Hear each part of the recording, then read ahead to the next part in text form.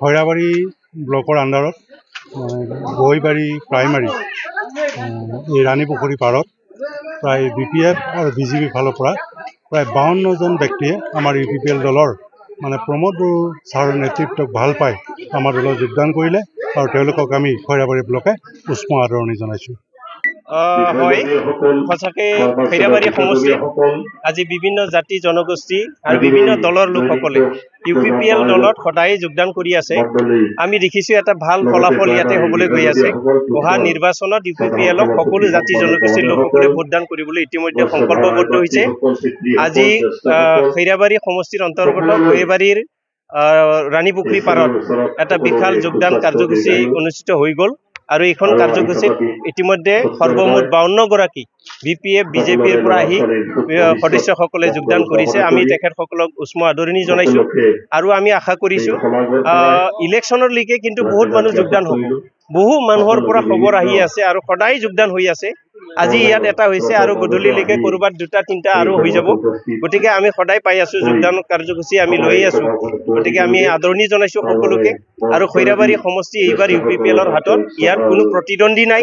BJP আজিৰ তাৰিখত ইয়াত কোনো ফেক্টৰ নহয়, আজিৰ তাৰিখত BPF ইয়াত ফেক্টৰ নহয়। আমি UPPL দলে ইয়াতে যিখিনি ৰাইজৰ সমাদৰ বুটলিবলৈ সক্ষম হৈছোঁ ইয়াক মানে মানুহে শলাগ লৈছে আৰু সকলোৱে এটা আশা কৰি আছে যে UPPLৰ ইয়াতে MCL জিকি গ'লে নিশ্চয় উন্নয়নৰ কাম কৰিব আৰু প্ৰমোদ বড়োৰ যিটো এটা নেতৃত্ব সবল নেতৃত্বৰ প্ৰতি আস্থা সকলোৱে জনাইছে। আমি আশা কৰি আছোঁ তেখেতৰ নেতৃত্বতে খৈৰাবাৰী সমষ্টি উদ্ধাৰ হ'ব আৰু পৰৱৰ্তী সময়ত যিটো নতুন কাউন্সিল হ'বলগীয়া আছে প্ৰমোদ বড়োৰ নেতৃত্বত এটা নতুন কাউন্সিল আহি আছে অতি শীঘ্ৰে আৰু আমি উন্নয়নৰ কাম কৰিব পাৰিম। তেখেতৰ যিটো মিছন ভিজন আছে এইটো আমি বাস্তৱায়িত কৰিবৰ কাৰণে গোটেই BTR-বাসী আমি ৰখি আছোঁ আৰু এই ক্ষেত্ৰত খৈৰাবাৰীবাসীয়েও এতিয়া সহযোগিতা কৰিবলৈ আগবাঢ়ি গৈছে। আমি কিন্তু মানে UPPLক গালি পাৰিয়ে তেখেতে উপায় নাই। তেখেতৰ আজিৰ তাৰিখত অস্ত্ৰ কি আছে? গালি পাৰাৰ কোনো যুক্তিয়ে নাই।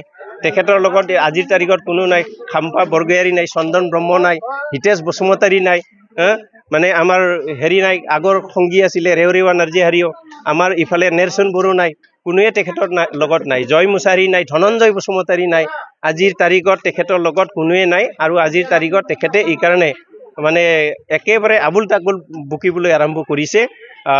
আমি দেখিছোঁ যে অহা নিৰ্বাচনত হাগ্ৰামা মহিলাৰীৰ BPF দলে খুব বেছি যদি পায় 5খনমান আসন পাবলৈ সক্ষম হ'ব, তাৰ বেছি নাপায় আৰু ইয়াত মানে একক সংখ্যাগৰিষ্ঠতা লৈ UPPLে চৰকাৰ গঠন কৰিব আৰু এইটো তেওঁ নিজেও নিশ্চিত হৈ আছে আৰু সেইকাৰণে তেখেতে হয়তো আজি ভয় কৰিছে।